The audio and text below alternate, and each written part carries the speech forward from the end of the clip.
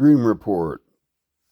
I just moved to a new area, one I did not know well, and there was a forest fire nearby, or a fire, rather. And I'm used to forest fires, and I didn't know what kind of fire this was. And so I didn't know where my tools were. They hadn't been brought over from the new place and put in a good spot, so I was trying to find anything I could. And it was just a chaotic mess, and I was not being useful or helpful. And I didn't have any information about what kind of fire it was or what I should do, and I didn't know anyone to work with to help. It was frustrating. So let's take a look at that dream and analyze it in the context of my actual life. This year, I got away with not having to fight a forest fire. I have fought 4 of them in the last 21 years. That means that there's a 20% chance that any given year there could be a forest fire, the way things are now. Now, one thing I've said over and over is the best time to fight a forest fire is before it starts. And I'm unprepared, and that pisses me off. But the rains have come, so I got away with it this year. But that means I have to start preparing now for next year. Here's the plan. First is bulldoze my fire breaks. I have fire breaks, but they've grown over. And they're pretty weak, but they really helped last time in a big forest fire that we fought for days. So I have to redo the forest breaks and make new ones. So that's, $10,000 to $15,000 of work to make roads, which will also be useful for getting to places and planting things and harvesting plants and using as trails and having ways to, have events and build housing and develop the land. So it's good to have, and they're just dirt roads, right? They have a very low ecological impact. So that's number 1 is bulldoze roads around. 2 is have all tools available, because I'm going to start inviting people here again, have enough tools available and ready to go, and a fire response plan. So a written plan of what we do as soon as there's a report of a fire. We should have towers or places that people live, and we're going to build housing anyway, so that people can see when a fire starts. Also, people start fires. Fires don't usually start on their own. And, like the last one that we fought, the big one, came from a guy burning across a road, and then he thought his fire was out, so we went home. And so anytime anyone's even burning brush around here, we should actually assign someone to go and make sure that fire's out and isn't a threat to us.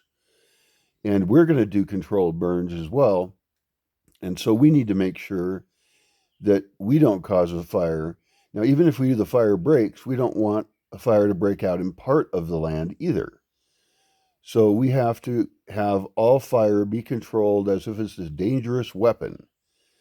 And that includes even campfires. So campfires should be cleared around them, because, leaves fall and pine needles fall on stuff, and it's easy to ignore that because it happens over time. But we have to make really good fire pits so that people can use them, and they don't decide to make a fire in some random place because they feel like they're camping out. That has happened, and it's a forest fire risk, and I have not responded in a pleasant, friendly way to people doing that. It was young, dumb people doing it. They think that they're being smart and cool, and they're not. A little scattered here, just waking up. So basically making this place enough of a town so we divide areas up, and we're still going to have a lot of forested areas, but making sure those forests, fire can't really start in them, and that people don't do things that start fires in them. Now, the truth is there could also be lightning that starts fires. That's kind of rare. Usually when lightning hits, it kills the tree, but it doesn't magically start it on fire like in a movie or something. Uh, Another thing is then to have shovels available. Shovels are useful for fighting fires here. Um, and have an education program when people are here about fire. That's just one of the videos that they watch when they show up here, if they're here for any amount of time. If they're just visiting for some short program, there's no point in even educating them. Although there is a point because they may be somewhere else. I mean, they're going to, in their life, run into fire.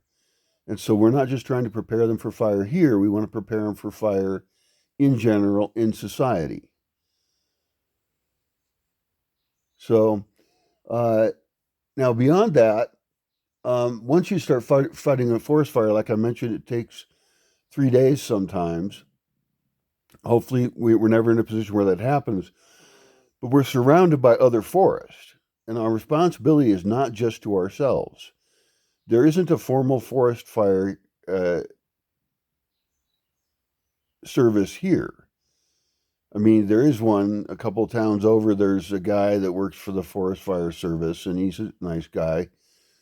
But essentially, we are the fire department. And growing up, there was also times where forest fires started and teams of guys went off. And I remember I was a kid and I didn't get a go because I was too young and useless. But everybody here who's invested in this project, not visitors because they're not trained probably, but like anybody invested in this project can be trained to be a forest fire fighter. And they're at their front lines, which is dangerous, and they have to be prepared. And we need special clothing in some cases, uh, but even anybody can help out. I mean, we can have vans that have boxes with water in them, bottles of water, big bottles like gallon jugs and 5 gallon jugs that are set aside to take to fire sites, and tables even, and set up and be able to make sandwiches.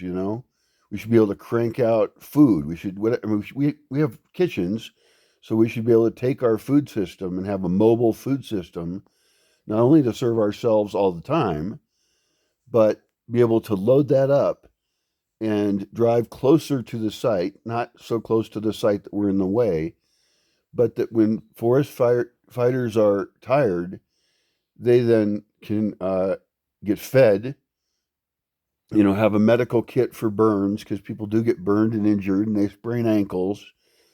Um, and so have some medical services available. Um, have radios so that we can radio any local media, of which there isn't a lot, but also like a phone tree to like tell people what is the status of this fire. Having drones that we can send up and get footage sent out to media of what that fire looks like right now. Because even in local media, often the fire will start, and it's not like I live in an urban area. They don't like have helicopters usually until the fire's been going on for days. But I want to have videos sent to local media, and that means we need media contacts. We need to know who to send it to, and we need to be able to timestamp that so that the video isn't incorrectly used later. And we need to know the topography and have maps so we can actually start mapping that fire. In other words, we are the fucking fire department. It's our job to fight that fire. We will take responsibility. If we are a community of people, we're organized, we thought ahead, we have the communications, we have the support infrastructure, sometimes we have the manpower, labor power, to do that, people power to do that, then we can jump in and we can be heroes in fighting that fire. That is our job. I hate it when people say, well, the government should do this, or like they don't prepare and then it's a big surprise.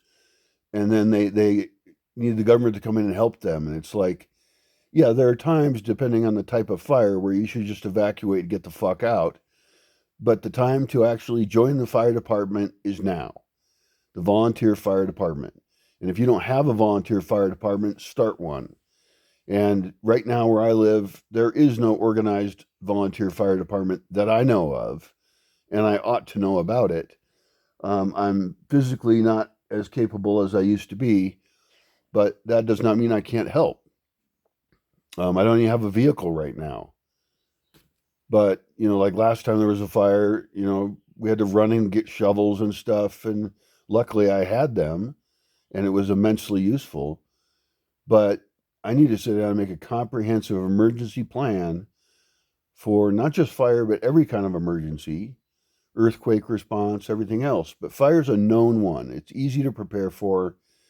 It's also, we can train there's a large local land trusts, and we could train them. Okay, well, you could bulldoze better roads now to make it easier to fight your fires.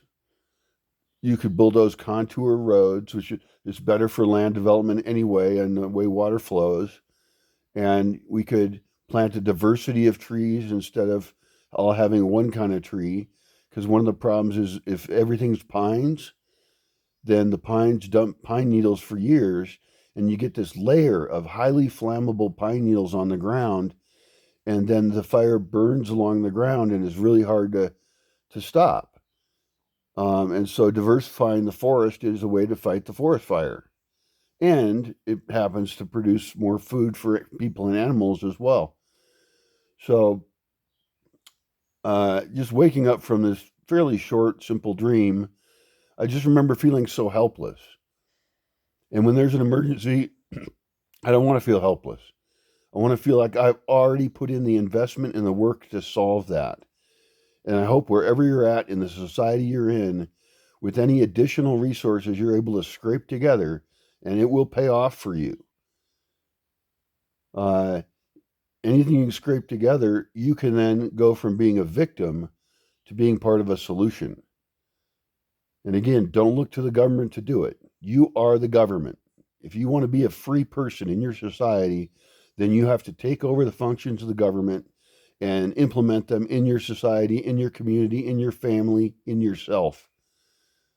So, get your medical training, prepare, because something will always happen. It might not be a forest fire, and that might not be a risk where you're at. But there'll always be an earthquake or a tornado, or somebody's house will burn down, or somebody will have a heart attack. I mean, I don't even have a defibrillator here. I never know how to say defibrillator. Defibrillator? It's just a weird word. But I mean, I need to have 2 defibrillators and people trained to know how to use them and know where they're at. I don't even have an EpiPen. And so part of this, I think, dream came from inviting people here again. I have 2 people here on site for the first time in like 6 years or something. My sense of time's pretty off. And that means I now am responsible for their safety and well-being. Last night, there was a massive thunder and lightning storm. It went on for hours and hours and hours, and they're in a different building that has no communication to here. There's no walkie-talkies. There's no phone signal down there. And I didn't go down and check on them because they're in a good building. And I knew that they would just be down there saying, holy shit, this is a big storm, But shit happens all the time. Trees fall over roads. You have to have a chainsaw ready to go and a team that says, we're going to keep the roads open. Because if the roads, close down, then other emergencies suddenly become worse. What if you need to get someone out to the hospital? So what I really need at the end of this rambling video, as usual, is a comprehensive community emergency response plan that is focused on the response of individual people working together. Not one that's made by the government where they tell you, oh, you bet, here's your evacuation route and stuff like that. No, we do it. We take care of the emergency response plan. So I need to write that up, get it translated into quite a few languages, rewrite it for what's appropriate for different types of cultures and landscapes, because even the types of fires that occur are very different in different places. Like there's parts of the world where if there's a fire, you should run because those forests are managed incorrectly and uh, they get out of control. Well, here we can have managed forests, and that's what I'm suggesting is that we suggest to these large landowners that they start to manage their forests better so that when there's a fire, it doesn't just burn for days and days and days and burn everything that's there. And that could even be included with their emergency response plan of enhancing the value of their forest by turning it into a food forest that is actually producing food for them so that they're importing less food from somewhere else and that they are more insulated from interruptions to the food supply. So I mean a comprehensive emergency plan. What happens when there's a solar flare, which there will be someday, and all communications go out? All your vehicles don't work because they're computers now instead of being normal vehicles they used to have, you know. Uh, and so you can forget about tons of systems will fail. You know, your refrigerator doesn't work because it has a computer in it. There's no electricity, and so billions of people will die under those conditions unless we do widespread emergency preparedness now, and we could literally save millions of lives, if not billions. And partly it's an attitude change. It changes how we build buildings. Like, why would we ever build a building that can burn down? And whole cities are built that way. And I understand it's cheaper. I guess it's cheaper to die. So if that's your choice, you go for it. But I think we can figure out how to make the investment over time before the emergencies occur. We can invest in our survival. Good luck to you.